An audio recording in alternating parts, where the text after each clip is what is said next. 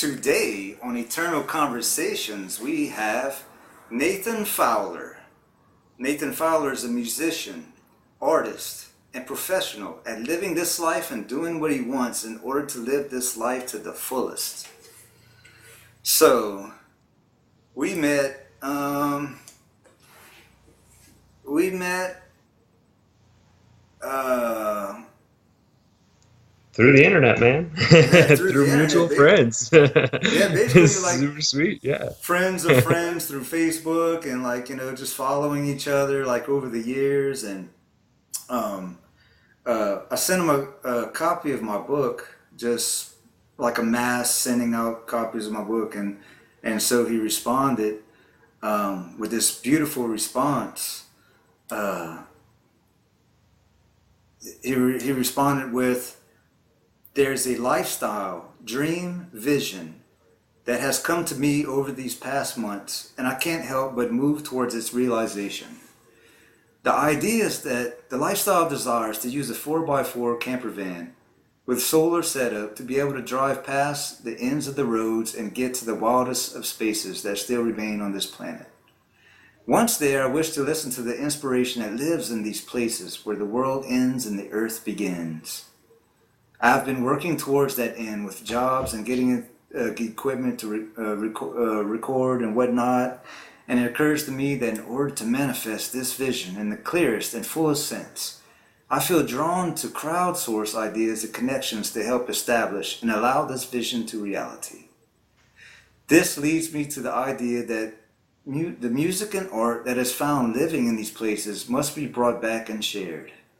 It is a contribution from mother to children, and I feel that there is a peaceful power in bringing back these messages to the local global communities.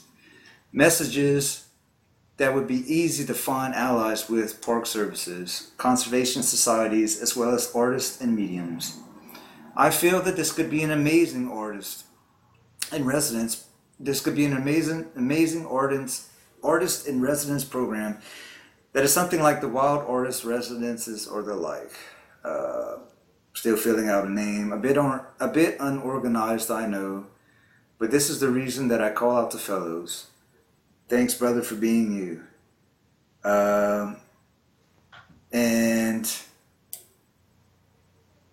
I responded that I too am a fellow hippie nomad and wanderer, like naturally a poet.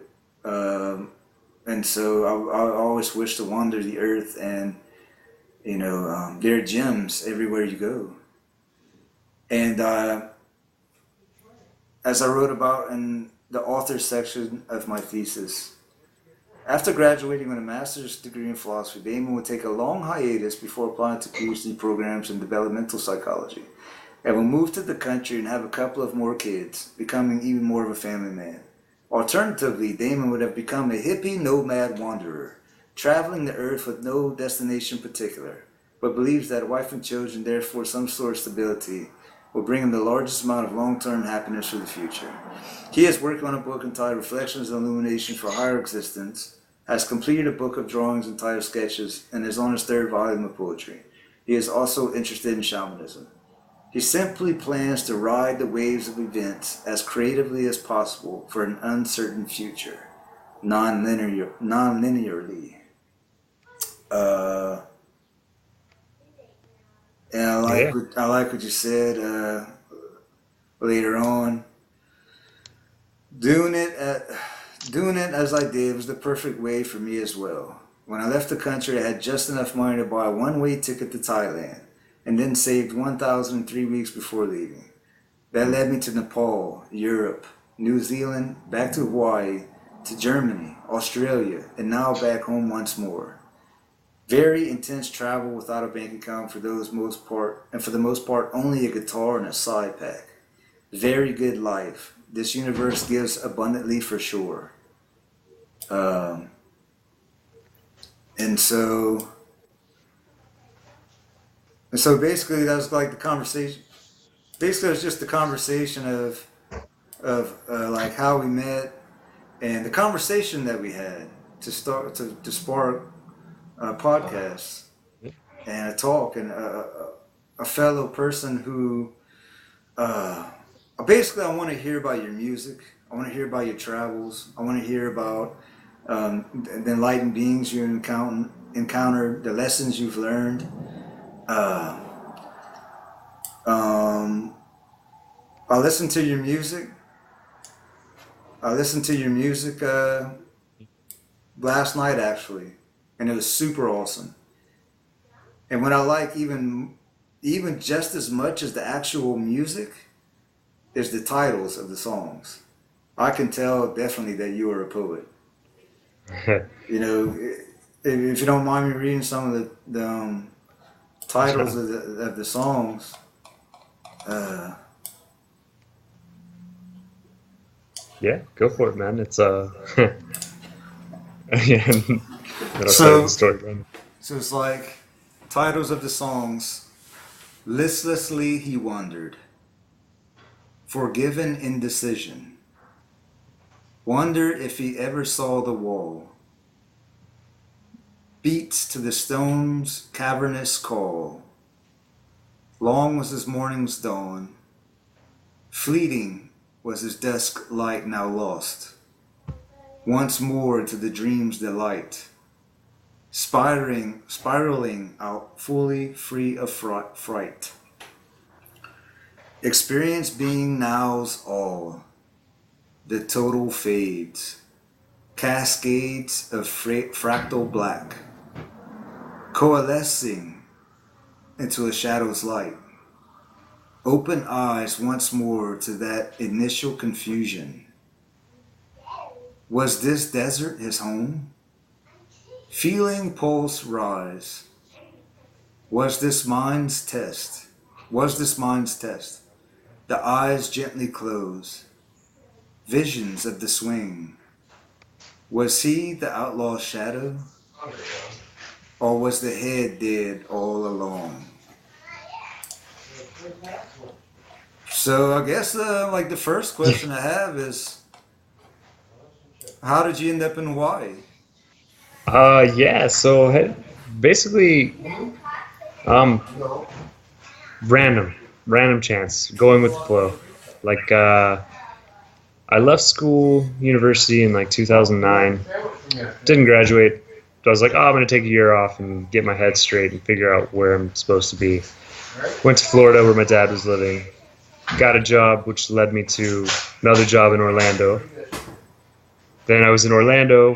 The first day I started this job was a guy's last day on the like in the area. He was like, I was like, where are you headed? And he's like, well, I'm headed to Alaska. I'm like, nice, man. Tell me how it is. So he came back. This is after 5 months, the season that he was working up there. Asked him how it was. He said, it's good. You should apply. Gave me the website and then proceeded to quit the job that day. And I was like, okay, cool. So with that being the only chances I had, waited until the application period, applied, lied about being a bartender, went to Alaska. And I was up there for like, I don't know, maybe it was like for the summer, did a season. Then I left and went back to Florida. Went back to Alaska again because it's a ton of fun. Summer camp for adults. And Yeah. met this guy up there, and he's like, hey, I'm going to Hawaii after this. And I was like, can I come? And he's like, yeah, why not? And so Yeah. I just kind of just hopped in on their flow and came to Hawaii. And we lived in a rental car in Oahu for a week, and it was brutal. I booked us 3 tickets just to the Big Island. I was like, we're going to leave, and we're going to go to the Big Island. And so we came over here, and just everything kind of fell into place. And that's where I really started playing music. And yeah, it's pretty much how I got here. Just circumstance. Giving Yeah. up on trying to control it and just flowing with it. Yeah, right. Yeah. Don't resist the universe, man. It's No. planned, you know. It'll whoop your ass, you know. Hey, you want to make God laugh? Tell him your plans. Yeah. He's up in the sky eating his popcorn. Like, oh Yeah. yeah? You think so, eh? Oh, yeah. This is what you're going to be doing today, huh? No, no, I no. like this diagram I saw. It says how you want your life to be. And it had basically point A to point B, riding on a bicycle, like straight from point B, and it said how God's plan for you, and it's like a big obstacle course with lightning and fire and Right. broken bridge and you know. It's straight like what's the game or like you're swinging ropes over the alligator ponds and stuff like that. Uh, Yeah, I, Pitfall. Pitfall, yeah, totally, totally, Yeah, Pitfall. yeah, And it's like every time you save money, something breaks, and it yeah, usually a lot of times it's exactly that amount. So say you save $4,000, you're like, yes, finally I saved $4,000. I'm ahead. God's eating his popcorn up there laughing. Oh yeah, yeah. Let's let that. All right, there's your transmission, or there goes your air yep, conditioner. Oh, you think you got it so easy, eh? Eating his mm-hmm, popcorn. mm-hmm. It almost seems like if there's God, then he, she, or it is definitely a prankster. I think I think so. I think it's just more about don't take it seriously because I don't think any of it's serious. It's like Alan Watts says, it's all a game. Like it's Yeah, all. As soon as you start to take it too seriously, including life itself, you know, like that's when it gets everything, rough.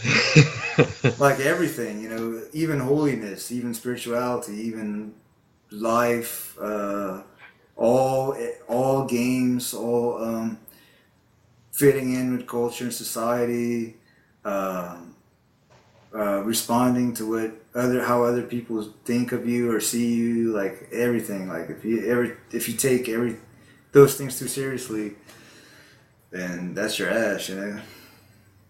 Yes, Um. from it. So so why the name 5,000 Lives? Well, so it's 5,000 lives, and the V is in The parentheses, name, I believe. which is the title of your album, by the way, Right, right. for people Um, who don't know. and yeah, so I put that in there. Well, really, I didn't have any of the titles. All I focused on was I was going to go record in a professional studio, and I just been working a bunch and playing music a lot, and like, I need an album. I'm going to go do it.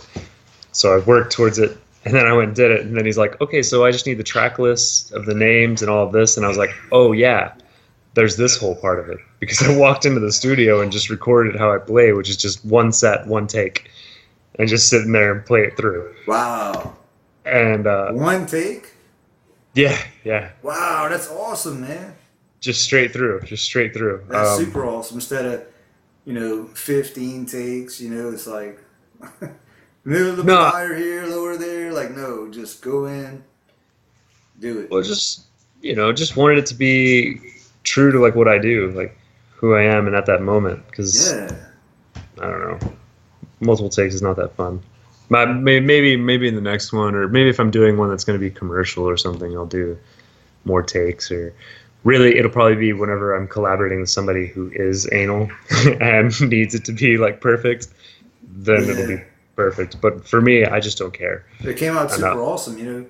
I don't take my art too seriously either, like with poetry and stuff. It's like if you're trying to force a poem, you know what I mean? If you're trying to Yeah, force a poem, I'm going to write about this subject and it's going to have this content and I'm going to write it Tuesday afternoon at 6. It's like, no, everything in life that is good, especially artistically and creatively, is always spontaneous. That's what makes this hard about these podcasts too. I notice is that first of all, taking them too seriously. yeah, Like the ones that I've done so far, I think some of them I've just tried to take them too seriously, and so they're not coming out as entertaining as they should be because they're too like serious. Like even though I have no idea what we're going to talk about, like it's yeah. just being under the pressure of what I really want it to be, how I want it to be, is like me and the other person sitting by a campfire, late at night kind of situation, talking about existence and philosophy, But it's hard to say, okay, at this time, at this day, at this certain time, we're going to have an eternal conversation. But Yeah. at the same time, since eternity is in every moment, uh, all of eternity is occurring in every moment, then it can be, like this is the first time I've talked to you face to face, Yeah. and you meet people all around the world, and sometimes like you know what I mean. You can meet somebody in a different country or a different city, and you're just standing at a bus stop and have like the greatest like eternal conversation, like 2 minute conversation. You're like, wow, like just connection, So it can happen. Uh, uh, I guess my point was like, so you just went, wrote the music, bam, here you go, in the moment, came out awesome, and it's hard to do, man. It's I don't know. or I maybe it's mean, not. well, it's just the way that I've practiced. So like when I learned, it was just sitting next to the beach for like 4 to 6 hours a day. So yeah, playing with the ocean, like learning dynamics from the waves and stuff like that. So it's all Yeah, improv. It's been improv since I started. So to sit and try and do multiple takes doesn't necessarily work for me that well. I think that waves are the perfect metaphor for becoming. Like there's being with a big B and becoming, and like waves are the perfect metaphor for becoming because each and every wave is totally different from the next, and it's like in constant motion about a millisecond. There's I love it. Yeah. Oh, But the you have ocean. like the best beaches in the world, and where I'm at, we have like the worst beaches in the world. I mean, well, I started off with like Galveston. That was the beach. We had Galveston, Texas, or like South Yeah. Padre. Yeah, the Gulf, man, the Gulf. It's Yeah, it's like the first time I saw water that you can see even a foot through was Colorado. Uh, I've been like from Canada to Mexico, California to Boston, and in between, but never overseas. But the first time I saw water that you can even see like 2 feet down was uh, it was an emerald green. It was the Colorado River. nice. So at the bottom of the Grand Canyon, I hiked the Grand Canyon and I could see like 2 feet down. I was like, wow. I just stood there for like 30 minutes, like just like wow, it blew my mind. Like water they could see through. And then Cancun, Mexico, it was pretty awesome. It was like swimming pool water. And Yeah, then the Bahamas. Me and my wife, our honeymoon was in the Bahamas for 10 days, and Bahamas, it was pretty awesome. You could see actually riding on a jet ski, and you could see I don't know 60 feet, 100 feet to the bottom. And but I heard that Hawaii just tops the list. it's uh, it's definitely been my favorite part of the ocean that I've swam in so far. I think I like New Zealand, but it's cold. The ocean's really cold there. Oh, Alaska, the water's really cold as well. Obviously, again, north south. Um, Thailand's ocean was the place I was at. It felt kind of dead. It felt gulfy, like the Gulf of Mexico style. Like I wasn't in the best part, or the islands, or where I was swimming just wasn't that great. But my priority at that point was not ocean. Like I just spent 2 years in Hawaii, living in the ocean every day. So I spent most of my time in the mountains for a while. so I'm Like get that sure other like side. it influences greatly living in Hawaii and being around the ocean and poetry and philosophy and the idea that all sand castles return to the sea and everything is changing in every millisecond and because I'm sure there's so much natural activity there. Yeah, I mean, this place, especially Big Island, it's got the most active volcano in the world. Like it's flowing into the sea right now. Like there's new land being created here, which is so dope. But Man, it's ever changing every moment, and so um, I think the key here is just you got to be able to move. You got to be able to move with all the change because There's nothing set. That Um, lava flow can change directions at any month, and then where you're living is new lava flow. All that wow. structure, all the growth can be gone.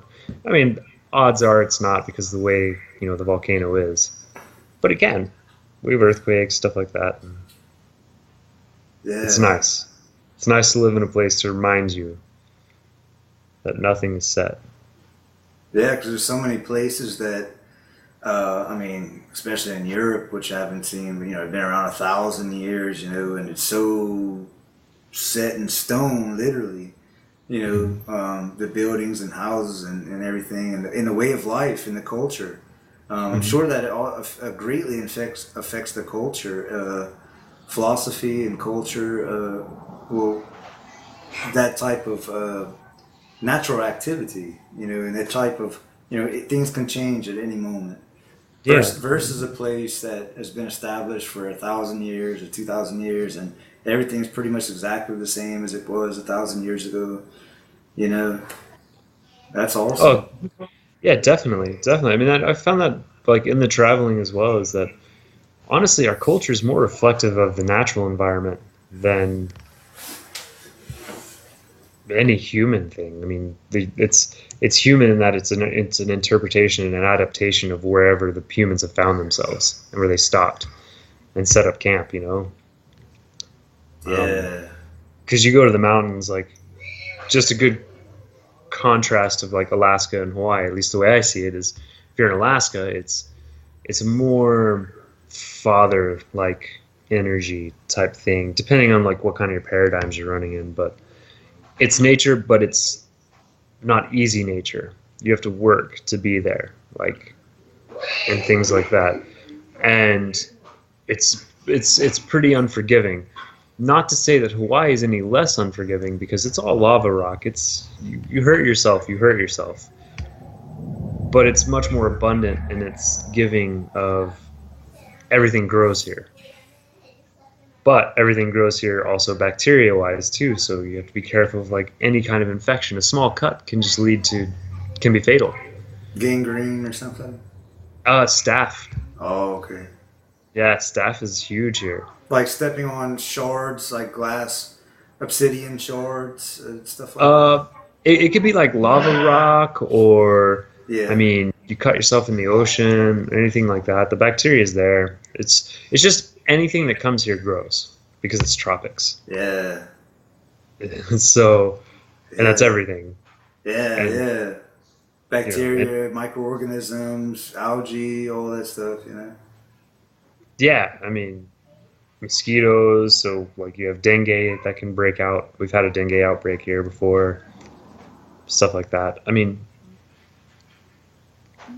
it's fun. It's all a So, part of it. yeah, so I guess I'm trying to relate like your environment with maybe your music, and your poetry and your Yeah. music. Uh, let's see. I think most of the environment, like dynamics, I definitely learned from the ocean, like with the waves playing basically in rhythm with that as far as sounds goes. Like whenever you have a nice crash, it's more of a crescendo. Whenever it's cooling off a little bit, it's decrescendo.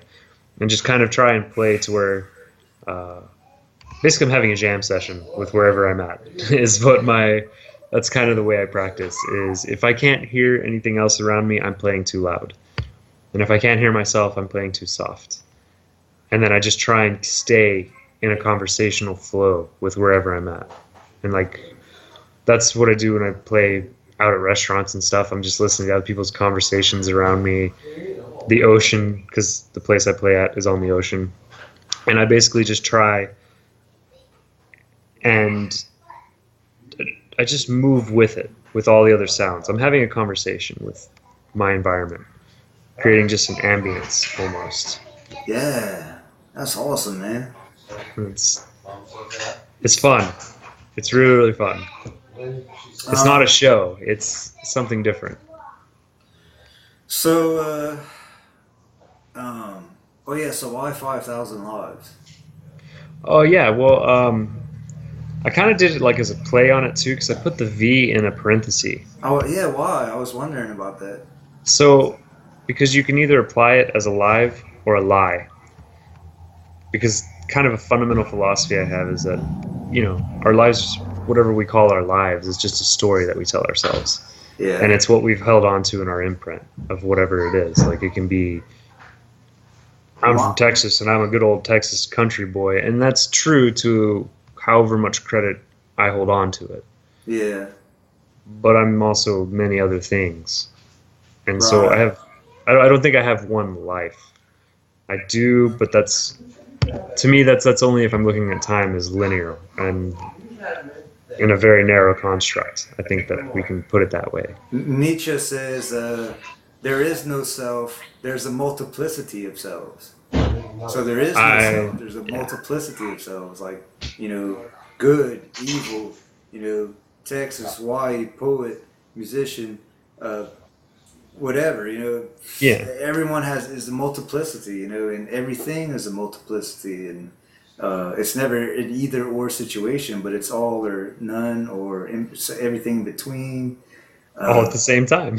yeah, yeah, all of eternity in every moment, all of Yeah. infinity and in every second, or just not even just there, Yeah. and so I hate when people try to narrow people down to like try to say this person is this or that, or try to label and categorize people, and it's like that person is such a multiplicity, or at least most people are such a multiplicity of different selves that you know. I love that aspect of the multiplicity of selves. And what you say is, I agree with, is true. Definitely makes life more fun. Yeah, Way, way, way. I'm freer that way because to be one thing, why would I want to carry that weight? variety is the spice of life. Yeah, yeah, exactly. I want to be many things. I want to like now I'm focusing in on kind of woke up one night and I was like, I want to play a show in every country of the world. And so I'm like, Yeah, all right, that's what I'm going to do. yeah, And so now I'm like in the process of figuring it out, and it goes along with like the thing we were speaking about earlier about or when we were messaging about the camper van being on the very far ends of the world. Like that's what I'm going to do during the land part. But right now I'm focusing on um, sailing, learning to sail, and learning getting my certification so I can go by boat and see as much of it as I can by boat yeah, and yeah. play shows in all the countries that way. So tell us about your travels. I love how you like just took off with a guitar and maybe a book sack and just like said, fuck it, I'm just gonna go travel the world with my guitar, and whatever happens happens. Whoever I meet, and you stayed from what you said. You stayed connected to the universe. You ran into the right people. You survived. You made it. You Yeah. learned lessons. You gained enlightenment here and there. I mean, I love that story. That's something that always wanted to do, that so far I haven't been had the opportunity to do, is travel the world in a book sack. So tell us about that. Well, um, I didn't really super consciously decide it. I mean, it's something that's been sitting in my subconscious for a long time. Is like I just want to throw myself to the world and let it shape me and see what I become from it. Yeah, And one day I was just sitting, like I woke up and I was staring off into the ocean, and I had this thought, and it was like shortly after waking up, and it was like, today's the day you book your travel. You're gonna go somewhere. At this point, I have 460 like $9 or something like that to my name, right? And so I go online, flights from Hawaii to anywhere. There was one to Mexico for 360, and then there was a Thai for 460, like the almost exact amount of dollars that I had. I said, that's where I'm supposed to go because that's how much money I have. Found somebody who had a card, gave him cash, booked the flight. My friend offered me everybody got sick at his restaurant that helped him kind of open up. And so I got to work for like 3 weeks straight, made like a grand cash, and Yeah. then just had my little, yeah. And then like in that time, I'm like thinking about all my supplies that I'm gonna get. Like I get this backpacker bag, and I have my guitar, and what am I gonna put in it? Camping supplies and like survival stuff. And then again, the same like thought that just came through, and it was like so easy. It was like, don't bring anything. Everything you need is already there. And I was like, I like this voice. I'm gonna go with that one. And so I said, fuck it, and left everything else and had just a little small messenger bag filled with random stuff like auxiliary cables, and I didn't even have a cell phone or a laptop. Like just random stuff that Yeah. along the way was really, really fun. And then just went with just like a couple changes of shirts, and I don't even think I had a change of shorts with me.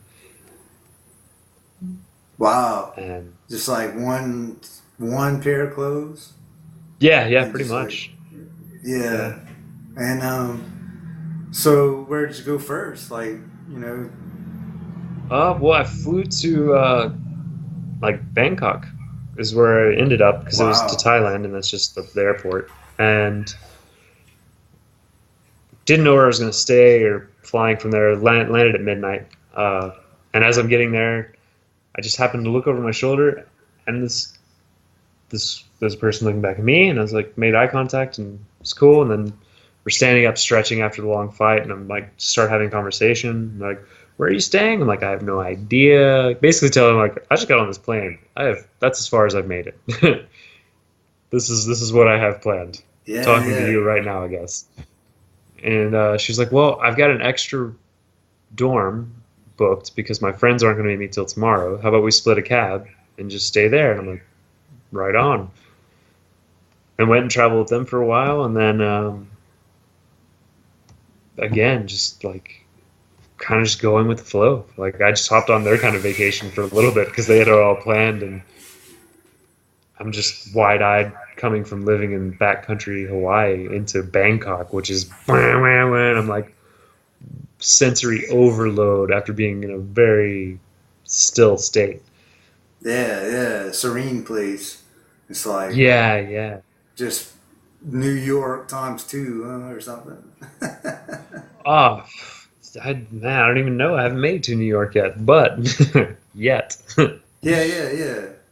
Me But neither. no, Me I can neither. imagine it. Like it's huge. It's huge. It's just horns and people flying and where you go, come in here, play, and it's like, whoa, all right. I'm gonna ride their surfboard for a little while, and so followed with their paths, and yeah, it was good. It was good. It was kind of funny though because they were like super about counting every penny, like that each other owed each other, and I was so divorced from money, still am in many ways, uh, in that way. I And tried so I to was be. like listening. What's that? I tried to be. I try my Yeah, best. I try my best to stay away from money. I guess I try to like pay attention to money and to stay away from money. But that yeah, pesky thing, like always, I've sort of developed a neutral attitude towards money. That I guess because um, I remember someone once asked me if I thought that money was the root of all evil, and I said no, because money can buy you freedom. But the thing is, with money, just like anything else, like we're talking about, it's just a game. You know, yeah, it's a game you yeah, have to play, like chess or checkers, and as long as you don't take it too seriously. Like some people, like money defines them, yeah, defines who they are, and their ego defines them and defines who they are, and their suit, that they wear, and their tie defines them and who they are, and or their, uh, all these. They really believe that that is who they are instead of just being a man in a suit, right, or they have really defined their life by the acquisition of money, and and for some people,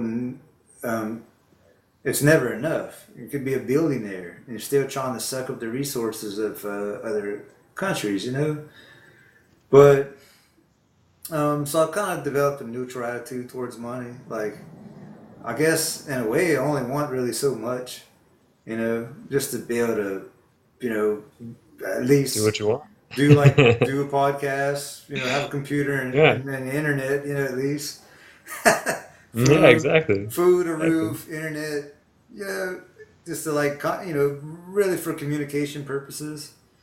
And I don't know, look stuff Yeah. up because I'm a curious person. Just like I only got the smartphone really a couple of years ago. Before that, all through college I resisted cell phones. Like, I didn't want a cell phone. My friends were mad at me. Oh, you need to get a phone and stuff. You need to, calling, like leaving messages on the answer machine. You need to get a phone, like, and stuff, because we were like going out and partying and stuff. And I'm like, I'm like, no, I like my privacy. And then I got a Yeah. phone, and then once you get a phone, then um, once you get a phone, it's like there's no going back. It's like refrigeration and air conditioning. Yeah, it's like there's no going back really. Um, and then I finally got a smartphone because I was really like seriously like the last person on earth with a flip phone, pretty much. Like even grandmas like have smartphones. And maybe like the only people that would have flip phones that I saw were like maybe like really old men who like hated, Right. change. And I didn't want to be that person, that Yeah. displayed hating change. I don't know. So got a smartphone and then trying to remember my point, and it's like um, it's just one of those things like money. Mhm. Uh, as long as but this is my, I guess my excuse or reason for having a cell phone. I mean, a smartphone is because I'm a very curious person, and so I like to look stuff up all the time. Like I like to, I would keep a pen and pad with me, and I still do to write poetry and the like, but keep a pen and pad on me at all times at work and stuff, and I'd write stuff down, constantly, Yeah. like to look up. And when I got home, I'd spend like 2 hours looking stuff up. Now it's like just want to look something up real quick and be done with it, Yeah. or Yeah. or communicate, and stuff like that. It's similar to money, you know. Uh, so I mean, yeah, because it has no actual value. It's the attachment to it that's the really has the any kind of positive or negative. If you want to be in positive or negatives, like it's just is. It's just a system. Could it be better in certain ways? Yes. Worse in certain ways? Yes. But same is true of everything, right? I mean, it's it's a funny thing. It's what you're like you said. If you have a neutral, it's a pretty healthy thing on money. It's just a tool. I don't like the same thing that we have made as a survival thing is also a status thing. I think that is really that's where the problems come in to play. yeah, Is that status is tied to the same thing that survival is tied to. But I guess at the same time, it's always been that way. Why would it change now? yeah, yeah. You're the strongest, fastest hunter. That's the most survival thing that you're gonna have. You have the highest status in the tribe, or you have the best memory that you can recite all the old stories and keep the wisdoms and pass it along. That's why you're have the highest status in the tribe. Like these Like things. I just don't.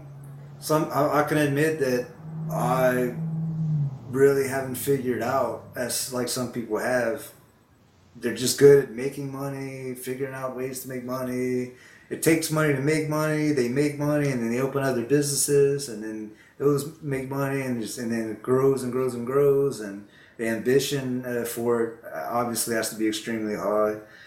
Uh, but I'm cool with that. I'm cool with just like being a poet and in the woods naked by myself writing poetry, you know Yeah. without anything. And to me, less is more, you know And so you went to Bangkok, and then what? Then traveled a little bit, met this girl, and we were hanging out. And well, the way I met her was because I was tired of this conversation about money that they were having, because it had been a recurring theme just within a day or two. Almost 3 times a day, they'd have a money conversation about things instead of just letting it flow and stuff, which was just boring to me, to be honest with you. So I'm just like, all right, close my eyes, because I was just taking care of myself, and they were basically the three friends were going about taking turns and owing and back and forth, and I was just like, this is crazy. Close my eyes. I'm like, all right, universe, what you got for me? Open my eyes, and this girl was walking by, and she had this ukulele on her arm. I was like, well, I just gave her from Hawaii. That seems like a good enough sign. Went and started talking to her, and then she's like, do you want to travel with me? And I'm like, all right, let's do it. And then traveled with her for a while, and that led to a pretty awesome relationship, an intense relationship.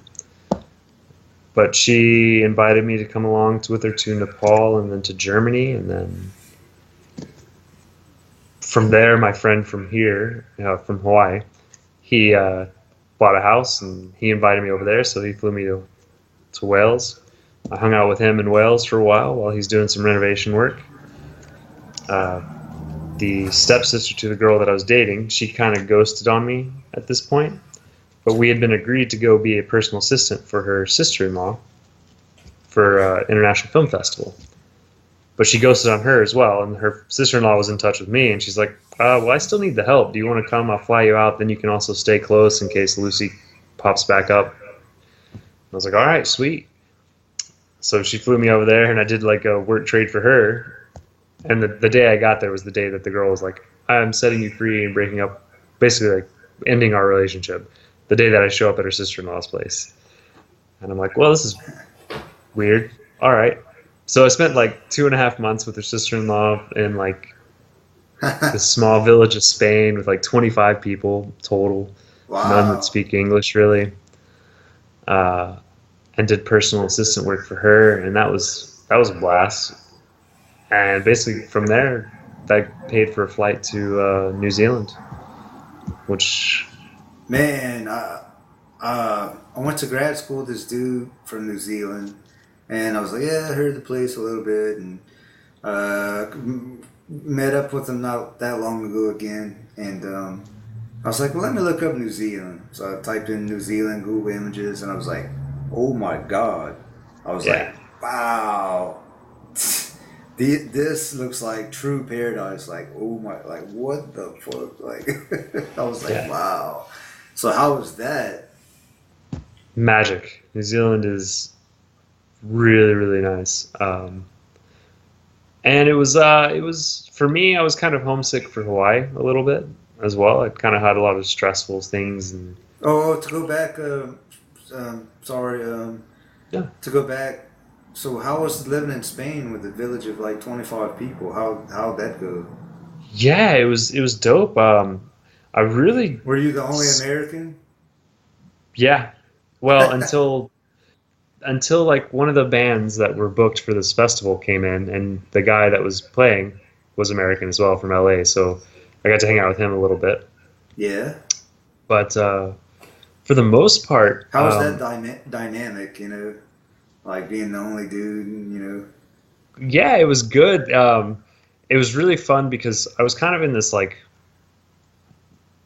I was heart hurt a little bit because this relationship had ended, and it was all about this girl, and so I went Yeah. into, what do? You go to like I go into like monk mode, and so I'm sitting in this recluse place, and I'm practicing doing random things and just being Yeah. really present. And Yeah. the village would trip out because it's like a 50 degrees Celsius natural hot spring, or 40 or 50. There's a big difference there. I don't know what that is, but um, I'm trying to think of what it was. Anyway, and I think that it was, yeah, I want to say like Anyway, it was hot, but nobody would like sit and like soak in it, and I'd just go up there and just stand in it, and they'd trip out, and I'm doing it and I'm smiling, because I just always smile, because that's Yeah.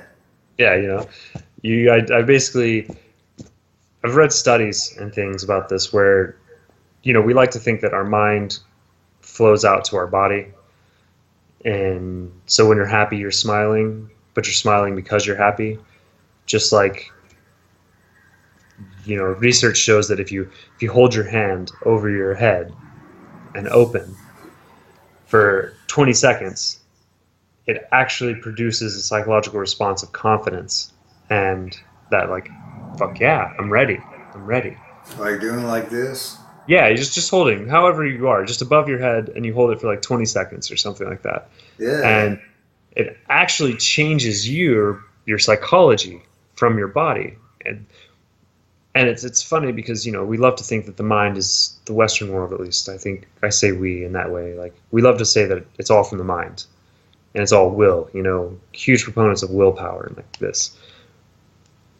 I think it goes both ways personally. I don't think it's one way or another, but of course it makes sense that if you do things like this that put you out open, your mind's going to reflect that.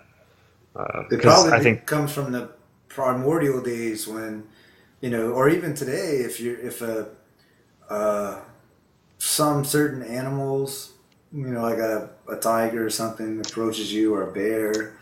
I'm not really sure which one, but large mammals, you're supposed to make you're yourself big. look Yeah. big and Yeah. scary, and you're supposed to, or, I guess even men do that to other men, I guess, too, and a tribal confrontation situation, always make your, big helmet and, everything Right. makes them look big and, I don't know. Yeah. And I think it's true. That's why I most of the time smile. That I also smile because I just Well, stoked. I don't really care. Most of the time I'm pretty divorced of a lot of yeah, man, I like a lot of your pictures and stuff or all of your pictures, on Facebook. You're all super happy and smiling, and I have a couple of friends like that too. Um, uh, which I guess for me, um, I'm trying to think. Well, I know, I remember learning that one of the easiest ways to be happy is to just be happy. yeah. You know, like if you're Yeah. sad, feeling sad or depressed or whatever like that, just be happy. Or just smile. You Mm. know, that's it. Just smile and just be happy. That's all you. Yeah, I guess it interrupts that for me and a lot of people. I think is deep thought, or worry. Um, I don't really worry about. It's such a hard balance because I realize that the past has vanished. It's gone. Yeah. And Nietzsche says that we did things, like say you think about back to something you did when you were 18, and you're like, but you're a different person back then. Like you were not even, if I think back to when I was 18, like that wasn't even me, and Nietzsche says that you can never regret the past because you had logical, reasonable reasons for doing what you did at that time for particular reason, circumstances. So you can't compare like yourself at 30 versus 20 or 40 versus 30, whatever, and say, well, I shouldn't have done that. I feel so bad for doing that because you forget, like you're applying the logical reasons, that emotional logical reasons now, comparing that to way you think and act now to the way you think and acted then, and to how much you were aware also too, and that so the past has vanished, the future only exists in thought. Yeah, it's imaginary. It's just your Yeah. imagination. That's it. Yeah. Like the future only exists in thought. So the present is the only thing that's actually true. It's the only place you're alive. So, but like for me and many others, um, me and many others get caught up in I guess you could say, worry. Like I realized that it's not that I personally have a problem with anxiety, it's more of anxiousness because I'm so anxious, like I'm so anxious in the moment. You know, it's, I guess you'd call it neuroticism, maybe. I don't know what the formal definition is, but something like that. To where, or just scrap that part, but anxiousness is what I've been thinking about lately versus anxiety. So anxiety is like having fears of things that don't may or may not even be true, you know, Right. or fears of the future.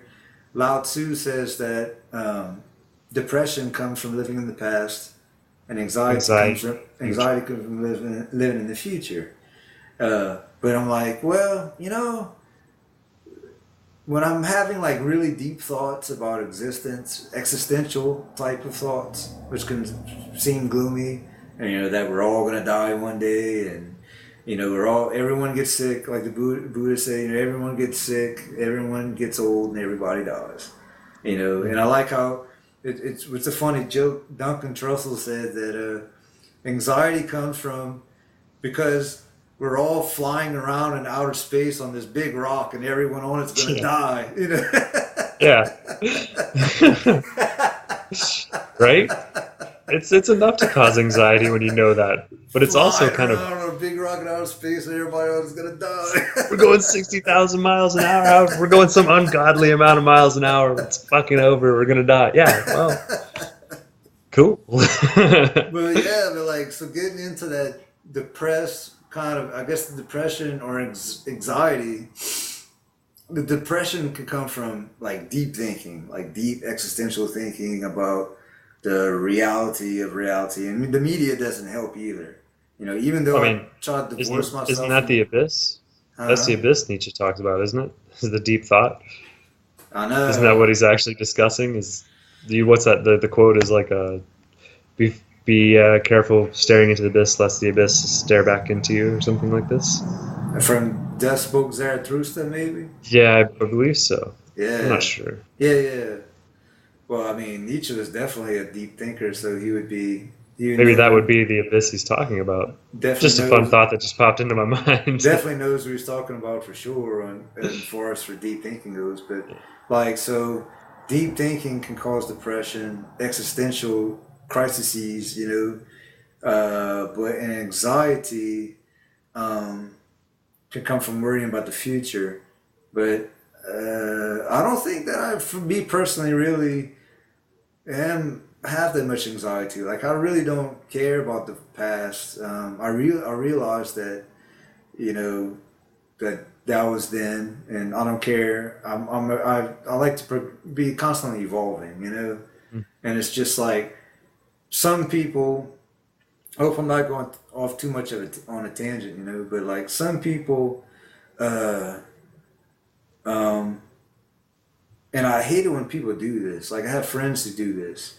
That so they were a certain person at a certain time, you know, like they were a certain person when they were teenagers and young 20s, and so they reach a certain point of, so say growing up, they grew up and they just want to completely forget like who that person was, like that person didn't exist, like just take the past, take all of their pictures, even some of them have even taken all of the photographs from that time period and threw them away, you know, like threw them away in the trash. And I'm like, man, you know, you're getting rid of all kind of tools, you know, that way, like, you know, learning tools, like that was just a chapter in the novel of who you are. You know, that's not uh I know you don't want to be that person anymore, but why throw that multiplicity of yourself away, you know? And so um uh I think for me um it's more of anxiousness versus anxiety. Like, you know, I'm anxious right now to be in this moment having this podcast. You know, it causes anxiousness versus anxiety.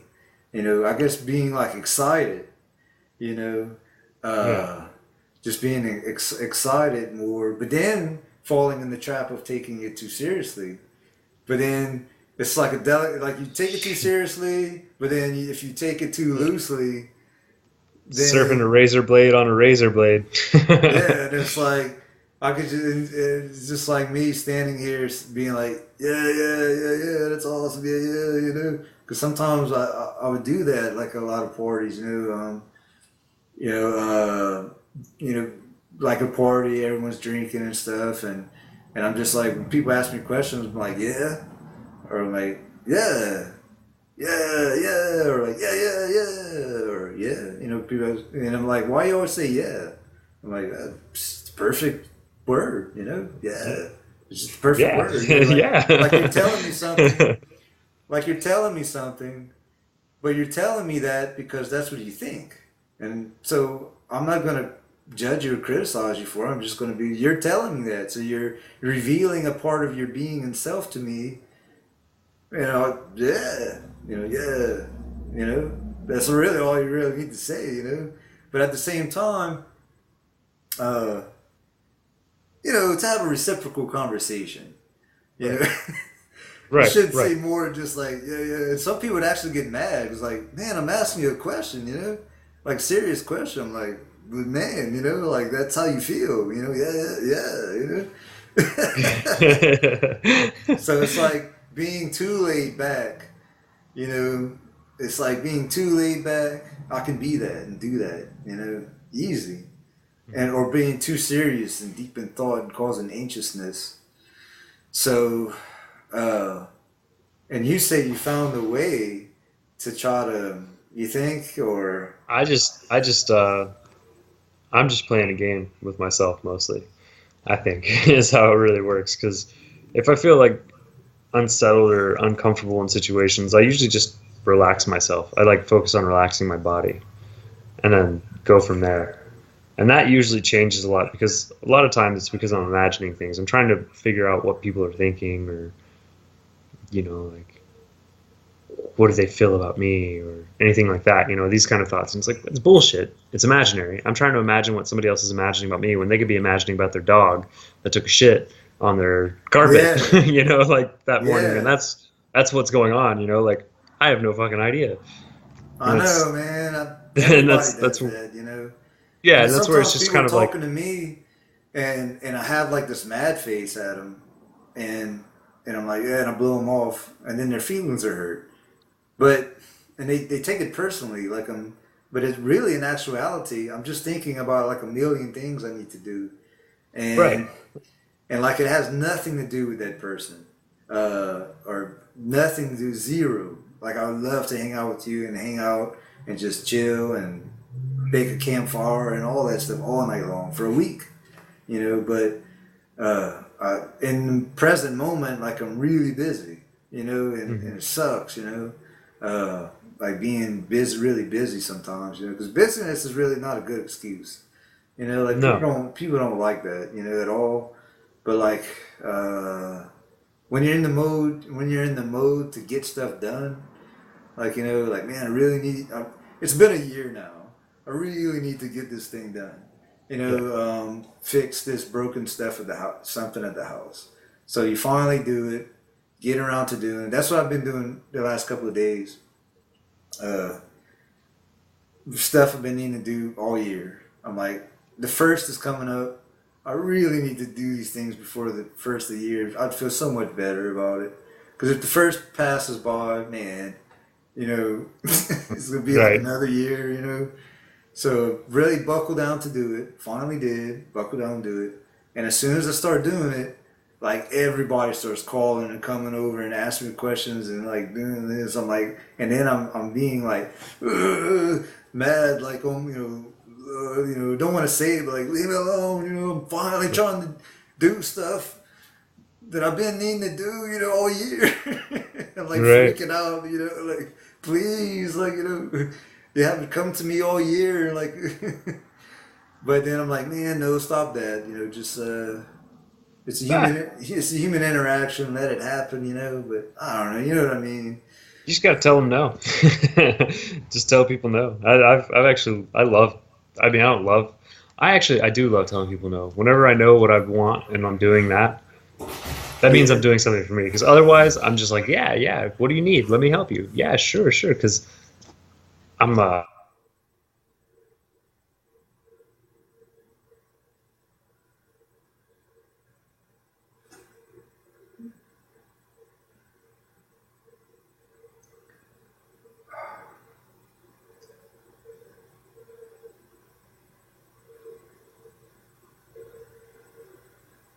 I don't know if you can hear me, but I can't hear you and you got stuck. I'm pretty averse. All right, you there? I think we had a little connection drop. Yeah. Yeah. Uh, uh, But no, I mean, I don't know. just, I love telling people no when I know what I want to do. Because otherwise, I'm spending most of my time just like, what do you want? How can I help you get what you want? Because I believe, honestly, above money, I just think everyone should be stoked about being alive, and we should just be here yeah. making each other's lives easier. Like, what do you want? What are your dreams? Tell me. Be expressive. And then I'm going to try and do whatever I can. And if I can't do it, I'm going to be thinking about who I know that wants to help you do that because what you want is similar to what they want. Like, And I then like so that when you start philosophy. doing whatever you really need to do or want to do, then you feel selfish, you know? I don't feel selfish. I don't feel selfish at all. No. But Because, people tend to make you feel selfish, like. no, fuck them. They can't make me feel anyway. I'm only in control of how they make me feel. Yeah, that's true. Yeah, Yeah, like like I was saying, like too, that's another thing that we all do is try to imagine what other people their reactions and stuff. And I used to uh, really let it bother me, you know, when someone's being an asshole towards me or something. I'm like, customer or something, and I realized that, man, first of all, you don't know what's going on in their life personally. It could be, money wise or marital wise or whatever. I don't know. No telling. Like, what's going yeah, on in their own life, and they're only. It doesn't have to do with me. If they're angry at me, and sometimes they say that people are angry at you for being an original person, you know? And so they're angry at you for that because they want to be that, but I don't know, they won't or they can't or whatever, being an authentic person. And so they're hating on that, they're mad about that, and it's like, I realize that a lot of times when people are mad or angry at you, it's because it's a problem that they have with themselves. Just don't worry about it, Uh, yeah. just they want you to conform and be the certain person, like it disturbs them, and it's like, man, you need to open your mind, really, like, Yeah. like, if we're talking about philosophy, some people won't do it, it's too disturbing, for instance, Well, yeah. I mean, it might trigger them and make them look at their own belief system. yeah, and We're all full of bullshit, that's like, but it's all our own bullshit. It's what and we want to then believe. and then they're threatened, by having to change their Yeah, beliefs, yeah. They're triggered. They get some cognitive dissonance. We yeah, don't like cognitive dissonance. That's not fun. That means we have to change, grow, or just gloss over things, and that's hard. Like, it is hard, yeah, we repeat a story to ourselves enough times that we believe it's true, and then you have something that questions that story. That's yeah, that's and it's like, that's damn, uncomfortable. then you have to start all over again, Yeah, yeah.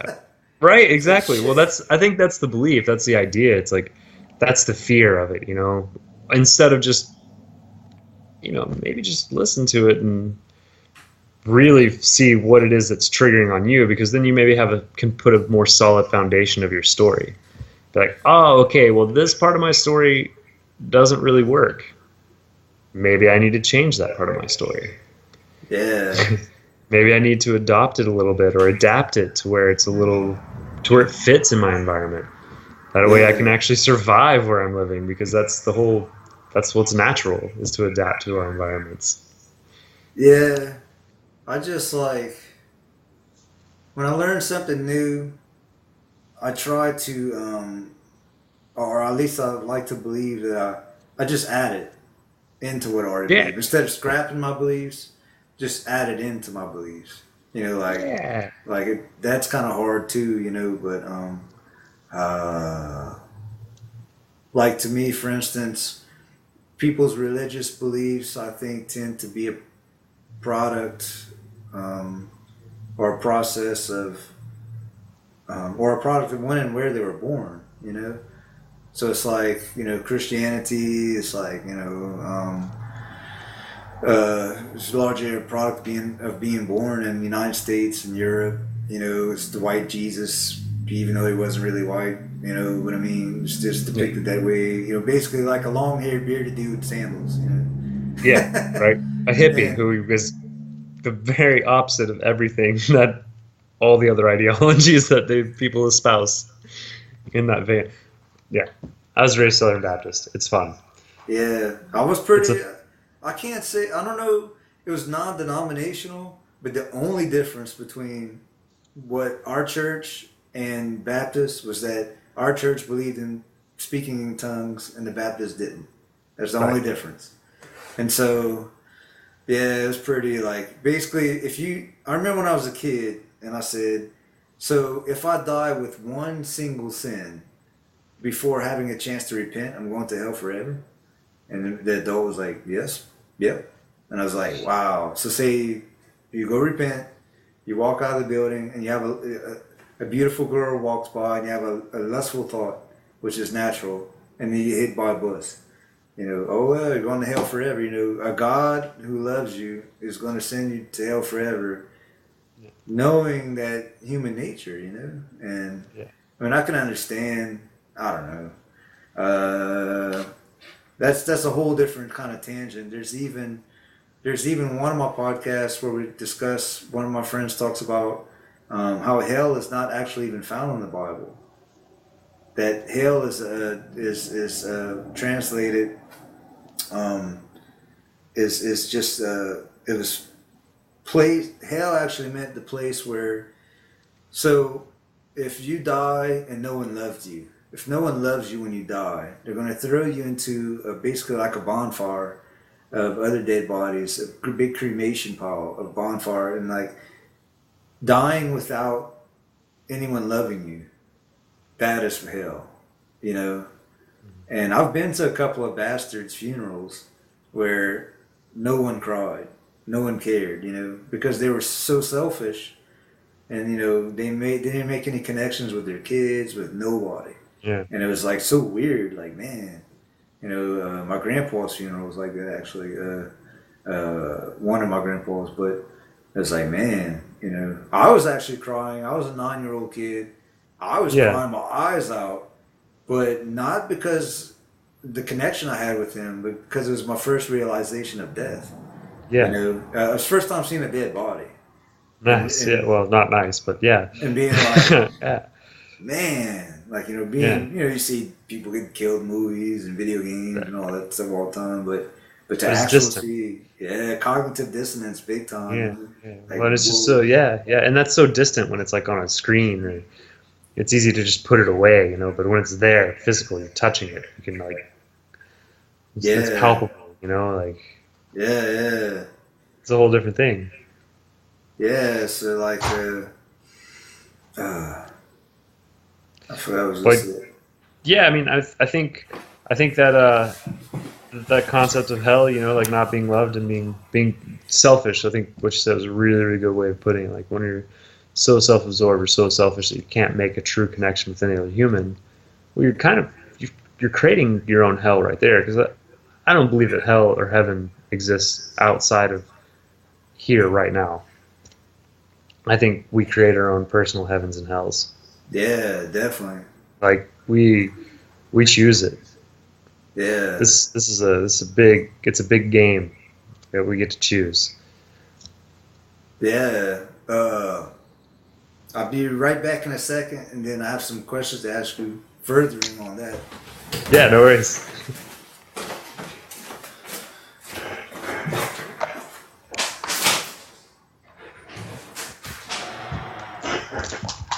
Cool.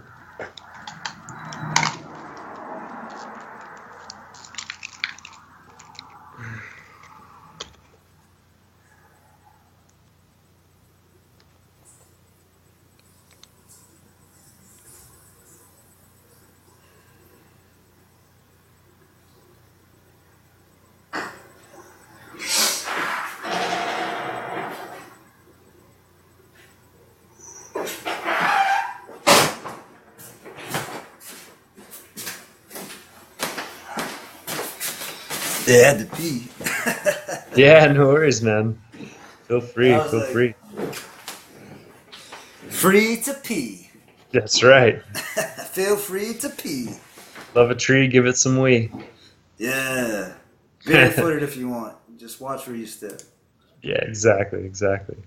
Lexi, new number? Awesome. All right. So, uh,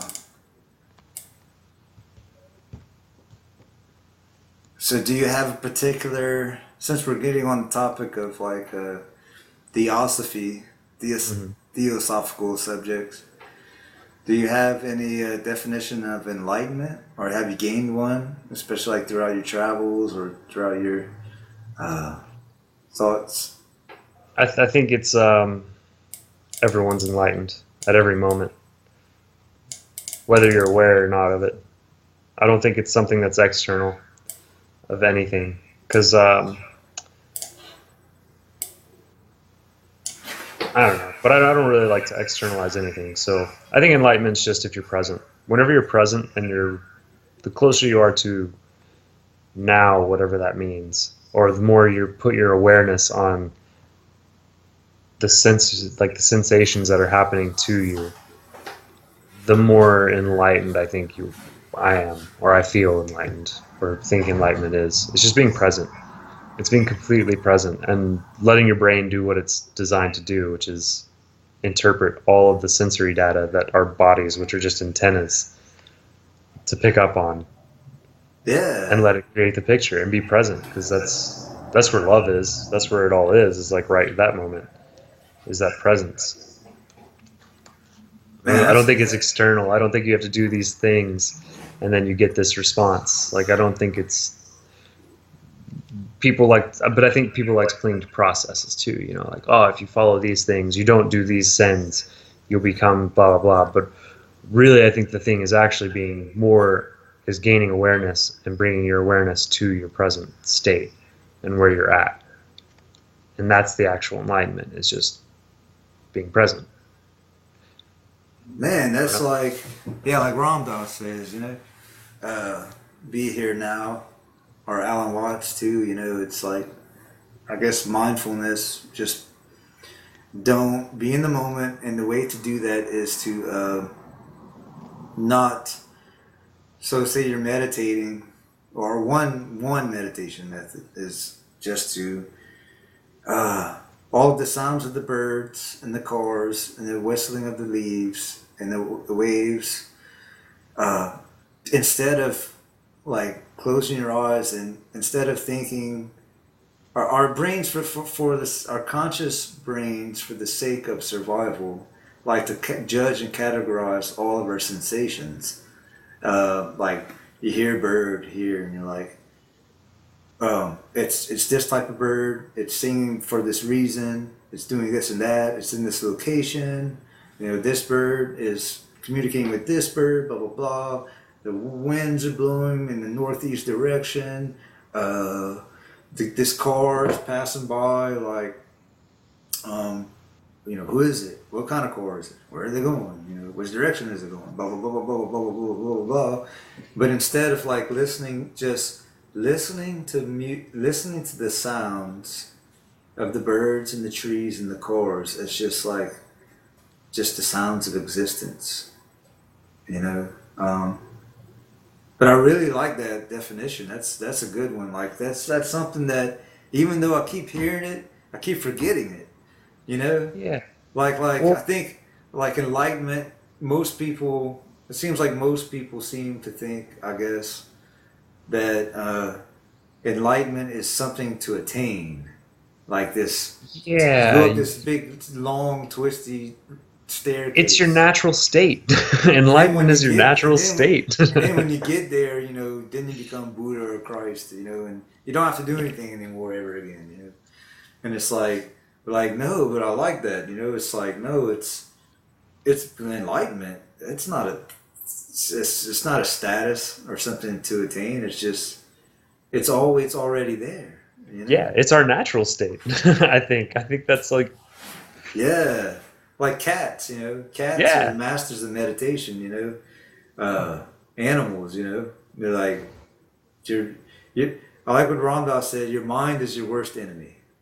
You know. Well, and And what he means it's by. hard. Mhm. Yeah, well, and all right, so it's I have a thing like talking about the birds, like when you're just talking about listening to the birds and listening to it and not categorizing it. And to me, it's like, man, I think where we slow ourselves down is with symbolic thought. Like we don't need dialogue when we're just sitting by ourselves. Like I don't need to tell myself that's a bird because the concept of a bird doesn't need to exist. I just hear the bird and know the bird and see the bird as it is. The only reason I need to talk about a bird is if we're having a conversation and I'm creating an image that I need your mind to try and conceptualize so we have a unified meaning or as close as we can get. Yeah. Like, and that's because it's a tool. Language is a tool. Like the words are a tool. These systems are a tool, but even numbers, they're tools, but they're not what is. Like what is what is. Like whenever you're sitting alone by yourself and you're listening to something, I'm not thinking about the breeze moving at 45 degrees coming from the southwest. It has a temperature of 36 degrees Celsius. Like all that stuff. That's that's after the fact. In the moment, I'm just feeling it and I know it for what it is. Yeah. Yeah. And and the language is what slows things down. Yeah. Like Yeah. Yeah. I only need language if I'm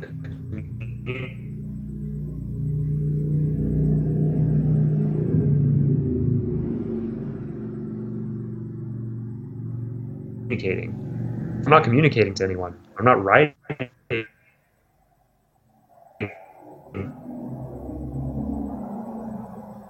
anything. I don't need. I mean, and that doesn't mean to say like there's not a time and place for thinking. But even when I'm thinking, I like to be watching myself think, like looking at the thoughts that I'm having Yeah. and doing Kind of that. like from The Power of Now. Have you ever read that book or know about? No, Okay. But that's pretty much what he says. Eckhart Tolle is like the whole thing is uh, that we associate ourselves with our thoughts and we associate ourselves with our emotions. And so we think that we are our thoughts. And he draws on a lot of the Tao Te Ching, Alan Watts, Nietzsche. I don't really know if he knows that or not, but anyway, and that and so we think that our thoughts are us, like are us, and our emotions are us, but they're byproducts of us. Like the original self of who the original pure self is the one experiencing these thoughts. Like so that these thoughts and emotions are like almost like a side effect, of and so Nietzsche said also in addition to that, Nietzsche says that um, we don't cause anything to happen, not even our thoughts. Our thoughts just occur, and our actions even occur because of our thoughts most of the time, and we retroactively create causal relations, connections. So we have all these thoughts, and but instead we're just more like a conduit. You can look at that way if you can channel it. Like when writing poetry or music. When you're really in that flow state. You're being a conduit from the universe, from the universal cosmic energy, and you're just going with the flow, and producing beautiful art for the universe. But um, but we often think that we are the creator of our thoughts, and even we are the creator of our actions.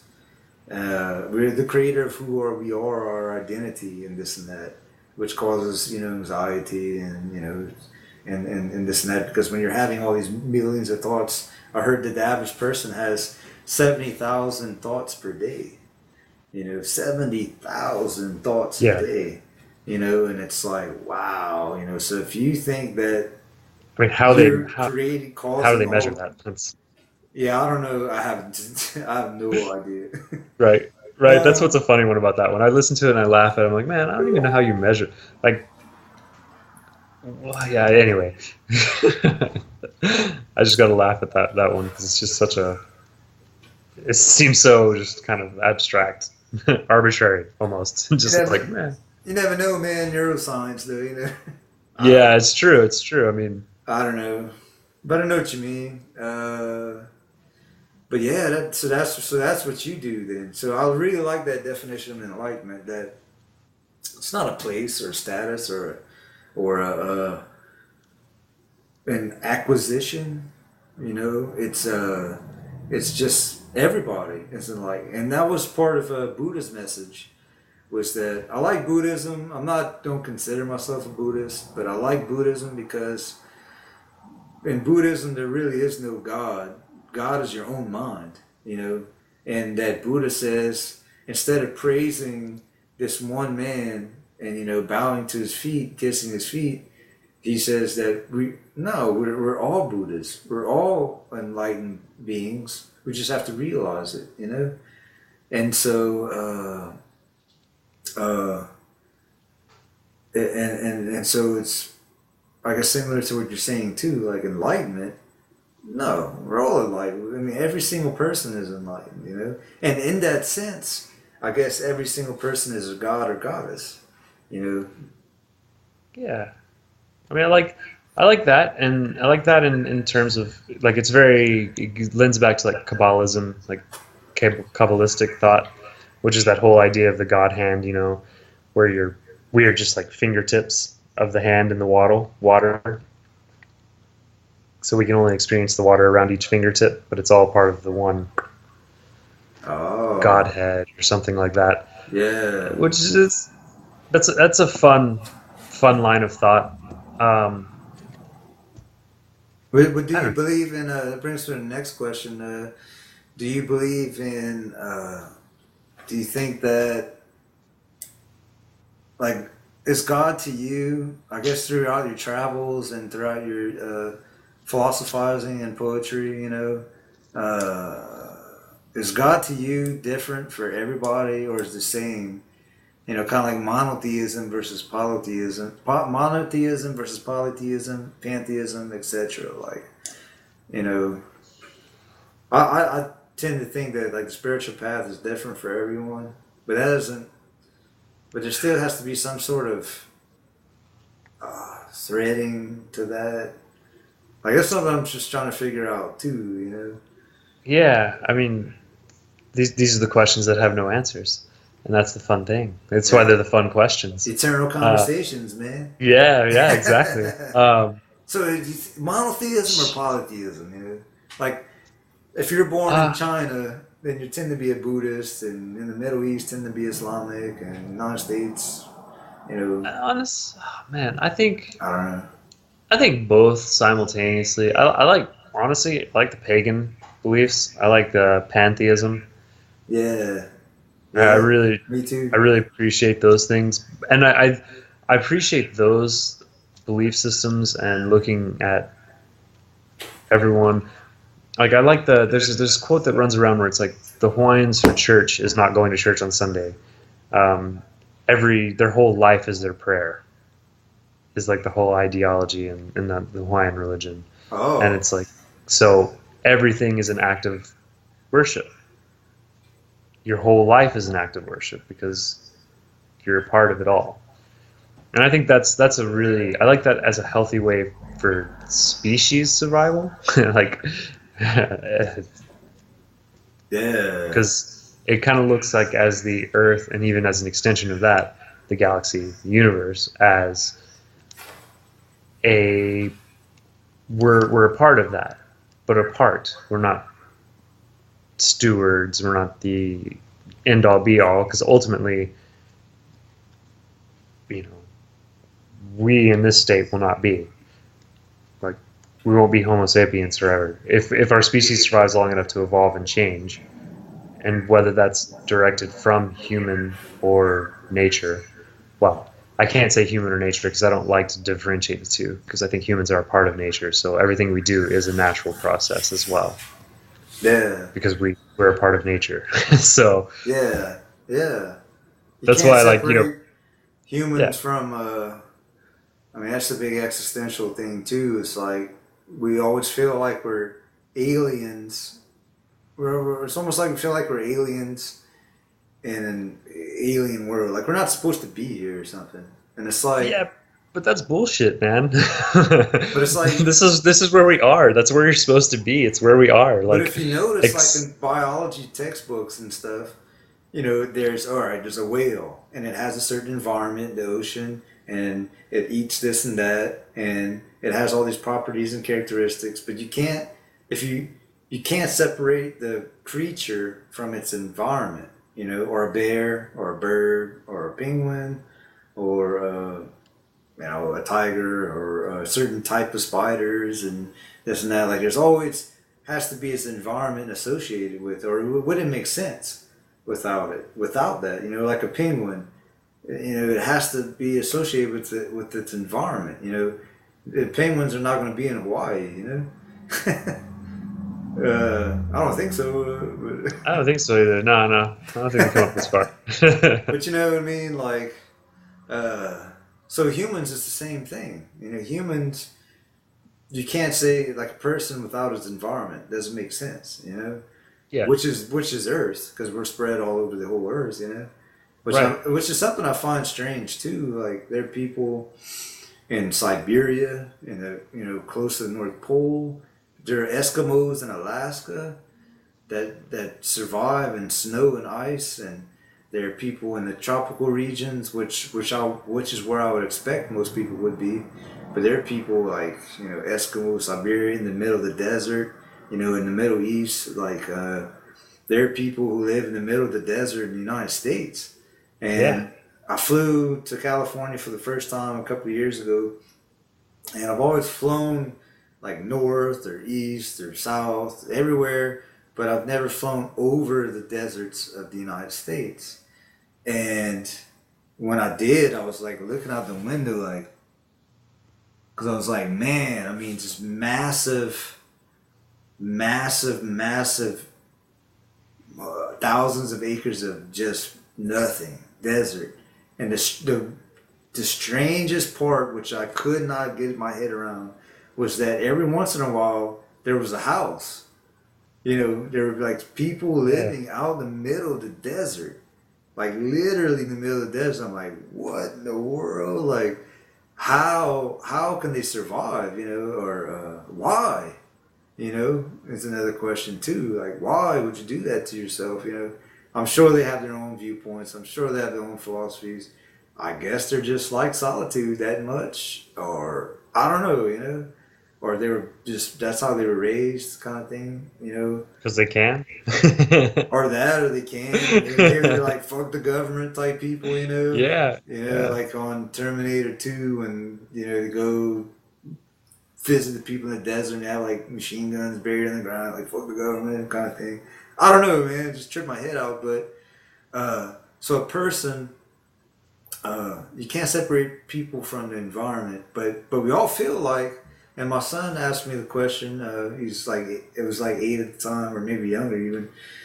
He's like, man, you know, how are people? And it is strange. It is a different, strange, eternal conversation about how uh, people um, like we're mammals, you know, that we have hair, skin, teeth, nails, give life, birth, all the characteristics of mammals.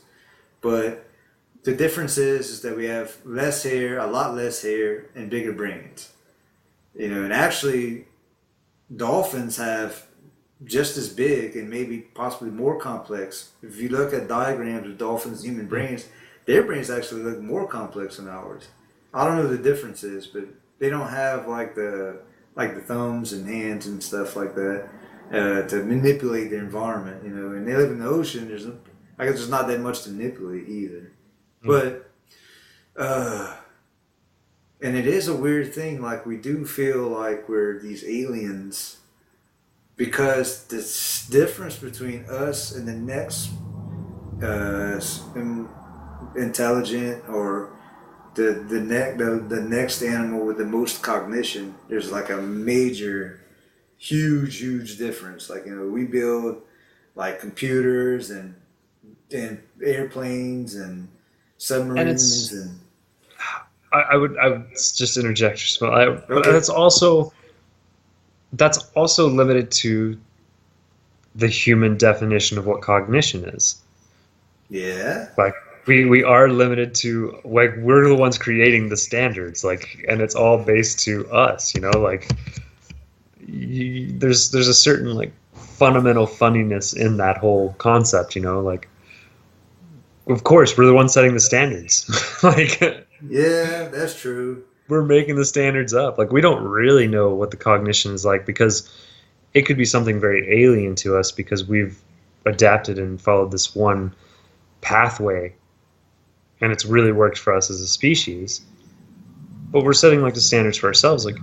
I've had like I've heard different stories of like dolphins being able to like send pictures to one another, almost like telepathic pictures and stuff like this, and they're Oh, communicating in a whole different cognition oh. wavelength And than telepathy we would are. be the ultimate, because language is slow, Right, So right, and that's so. telepathy would be the ultimate language, the ultimate language, non-language. Well, I mean, and then root structures. Plants use trees have symbiosis with bacteria supposedly that whenever something is happening to one tree, there's a signal, electronic signal that's electrochemical signal that's sent through all the root structures and then through the ground, Yeah, I saw and the that other movie. trees know, and they start What plant? producing things. What plants talk about Yeah, I can't remember. on I, Netflix? What plants talk about? It's like the whole underground, basically, almost like the internet of the root system internet of plants, and they like respond and they like communicate the health of the surrounding plants and yeah, and it's instant. It's almost instantaneous, yeah, and and it's they just electrochemical. But and that's like almost. so But that kind that's of goes with what you're also saying too. Like we don't like plants are living things. I think even conscious things, but just they don't different, move. They different just consciousness. yeah, I mean, you can't. I don't think we can look at individualized plants as we can look at individualized humans because yeah, maybe they're more of a network. And so to look at one plant is like looking at a single neuron of the brain. yeah. That's a good way of And putting it. you can't get a picture of that, You're not looking at the forest from the trees. Yeah, And yeah, so we can only look at it because we're setting the standards and we can only see things based on our containers, which is like our skin, like that's as yeah, far as our consciousness can really perceive. yeah, With the internet, we've got greater like consciousness now. I think like we have a more of a networked consciousness. But if you look at like patterns of just look at the electricity, like at NASA's picture of the Earth at night, and you look at the way that it's all interwoven, it doesn't look that far off from bacteria cultures on an agar plate. It doesn't look that far off from the neural like network pictures that you get from MRIs and stuff like that whenever they have the dyes. yeah. You see the bigger things and you look at the internet and the way that all the computers are hooked up and you watch that and it's like it's just a huge giant consciousness and we're like single neurons in that larger one as well. It's just I think it's stacked upon stacked, but the micro is the macro and the macro is the micro. I think we just see reflections of it throughout every layer That's on what that. And Alan Watts said. That he said to solve all the metaphysics. I can summarize. I can solve all the metaphysics with one statement: that the inside contains the outside, and the outside contains the inside. Yeah, yeah, and my greatest realization so far is well, it's three parts to it, but I guess it all leads up to the same thing. Or it's parts of the same thing. Is that there's eternity in every moment. Like all the whole entire universe and all of its processes are all occurring all moment by moment. you know, not second by second or minute by minute, because that's a man-made thing. Sort of like you're saying, like we we are categorizing like, oh, we're more intelligent because we make technology, you know. But it's like that's what people do. Though. Bees make beehives, and people make technology. We just still don't even understand how insects fly and stuff, really, you know, and Yeah. like as good as they do. And so uh, like man, we created the calculator. We created the ruler, the Yeah. measuring stick. Like, you know, we created the time as we created clocks. We created measuring sticks, rulers, and clocks. You know, doesn't mean that space and time doesn't exist, but as far as we measure it, definitely that is man made. Uh, um, like Nietzsche says that if in all of nature you will never find a perfect circle or a straight line. That's the proof that man made math.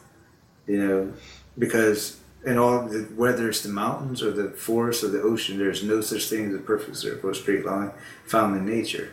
But yet, you know, we create these systems in order to survive better, and we did a good job. You know, we made houses and cars, and that's awesome. But ultimately, like the ultimate reality of that is that you know it's man made, and so like you said that But then again, so since it is man-made and man is a part of nature, a perfect circle and a straight line can be found in nature. because man made it. Yeah, and we're a part of nature. Yeah, yeah, So yeah, like, yeah, yeah, yeah. Yeah, that's true. I don't know, just kind of a fun thought to play with on Yeah, that. yeah.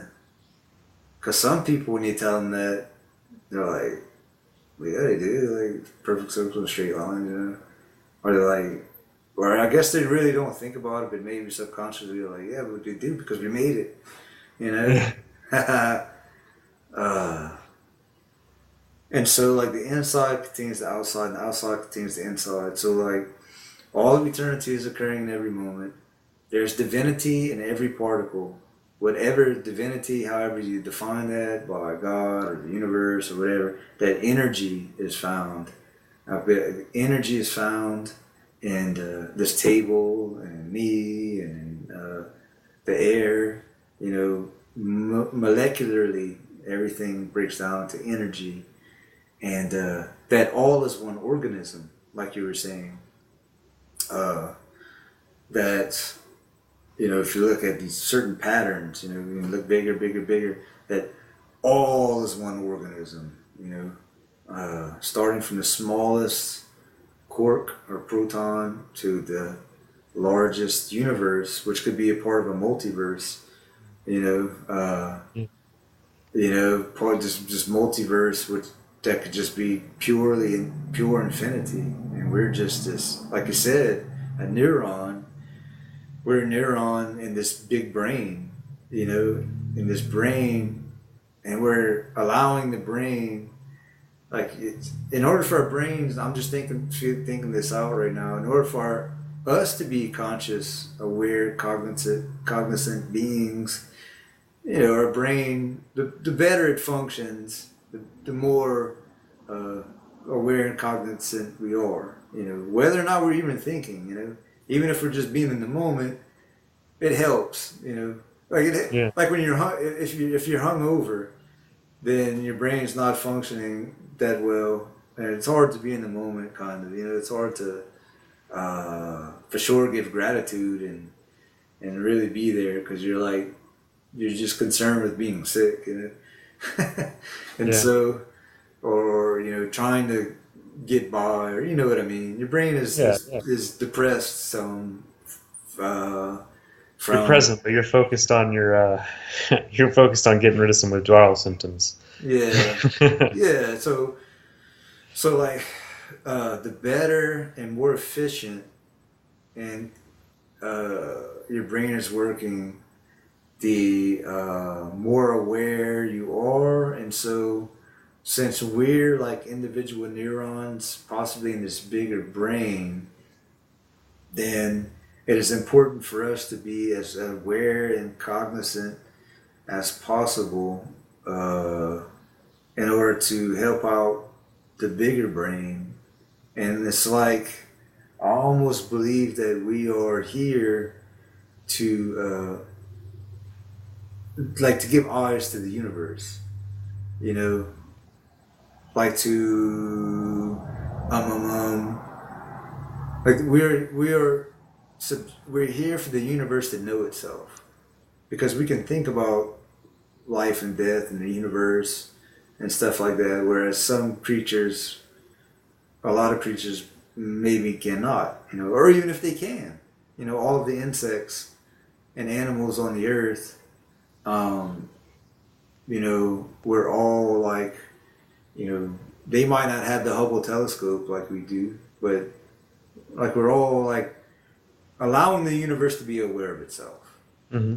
And so if we're this single neuron, we should be a damn good and efficient, clear neuron. And maybe that's why the universe rewards us better, if that's true. Or maybe it's not about reward, maybe it's about like, it's not really punishing you or rewarding or punishing you, but it's just responding to the frequency that you're giving off. And so like your brain is giving off certain frequencies from certain neurons, and we seem to like favor those more, you know. Mm-hmm. Like, Yeah. you know, like we're not doing it on purpose. Like, you know, oh, this neurons, you know, man, or this one's cool, man. This Yeah. is fucking awesome, you know. It's awesome, you know. But that's just, it just happens that way, you know. I don't know. Yeah. So do you think that? Oh yeah. So you already answered like these are just kind of like questions I like to ask everybody, because you get different responses and different answers, and like try to get everybody's take, you know, on the world, like, because it's important. You know, what is enlightenment? You know, Right. is there a God, or is everything God, or you know, Yeah. and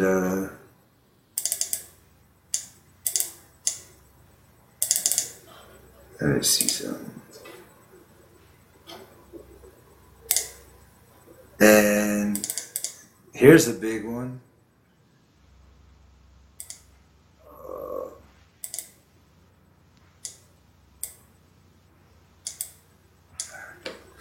From all of your travels, studies, music, and poetry, what is the meaning of life, according to you? To live. Just To live. to live? Yeah. Yeah. Yeah. What's more meaningful? I don't know. Like yeah, Yeah. that's it. Whatever that definition is for whoever it is, but just to live. Yeah. Yeah. Hey man, that breaks it down, like, you know, to the basics, you know. I don't know. No, but And it is, it's awesome, you know, because to live, like, you know, stop trying to make more of it, you know, more out of it, you know, than it really is, you know. Like being in the present moment, I guess that return goes back to the enlightenment thing too, you know. Just being here, you know, yeah. and to live. I like that one. Well, I think on that note, I do have to go because I realize that I've misplaced some stuff as well. Okay. But no, I haven't misplaced. I just didn't plan certain things, and now I've got like my timeline is about to change really fast, so it's going to be really fun. Well, maybe one last question. All right, well, that's question. One last question. Can you summarize your philosophy like in a few sentences or a paragraph at the most? Can you summarize all of your philosophy, from all of your music, travels, poetry, and experiences, like Let's see. Can I summarize it all? in a sentence or two, a few sentences or a paragraph? You know, like I think it's all right. Yeah, I can summarize. It's like my philosophy is if I enjoy life, life will enjoy me. The more I enjoy life, the more life enjoys me. yeah, yeah. So the more you enjoy life, the more life around you is enjoying and rejoicing as well. Uh, yeah, I guess like enjoying when you're enjoying life and there are people around you start to enjoy life more. And when you're not enjoying life and people around you are not or not enjoying life as much. I mean, Yeah. I don't know. I mean, I've found the more that I enjoy life, the more life has become more enjoyable for me, and it's enjoyed me more. I guess I'm thinking it enjoys me more because it's yeah, I'm feeling pretty blessed as far as that goes. But I enjoy the fuck out of it. yeah. So Yeah. Yeah. I know it is. I know what you mean. Life has also been good to me so far, you know, yeah, and I guess just keep on emitting like awesome vibes, you know, and gratitude, you know. Like if I had to write my own 10 commandments, I think my very first commandment would be gratitude. You yeah, know, like wow, that's like man, I can hear, I can see, I can walk, I can talk, I can, feel, and stuff like that. But that's awesome, man. So that's yeah. awesome, very awesome. Your views on enlightenment, meaning of life, and philosophy, and before we go, is there anything that you want to promote? Um, You want people enjoying life, man. That's it. Like I'll promote like doing. Well, I'm going to be doing a show in every country of the world. That's going to be going on pretty soon. Yeah, Uh, yeah, just for fun to do because why not? yeah, man, and like, No other reason. and then you have your album, 5,000 Lives, Nathan Fowler, 5,000 Lives. You know, where can we Yeah, find that yeah. at? Where can Right that now be it's just found? on Bandcamp. You can go to the website. It's nathanfowlermusic.com, All right. and then it goes through there. There's a Bandcamp website, and Okay. that's where it's available right now. I'm I work in patches, Well, that's pretty so awesome because people can you're providing something beautiful for people to listen to, and they're also providing ways for you to travel, you know. And so, like, it's just a a beautiful reciprocal, you know, thing, you know. yeah. And so go check it out, and uh, check out check out my book, Reflections. I mean, check out my book, Eternal Conversations. The link can be found below. Check out my book, Immortalization, Collections of Poetry. The link is down below. Check out eternalconversations.com. Check out the Eternal Conversations podcast. And peace, love, and light. Shoots. Thank you, Damon. All right, you too. Much love, brother. You too, man.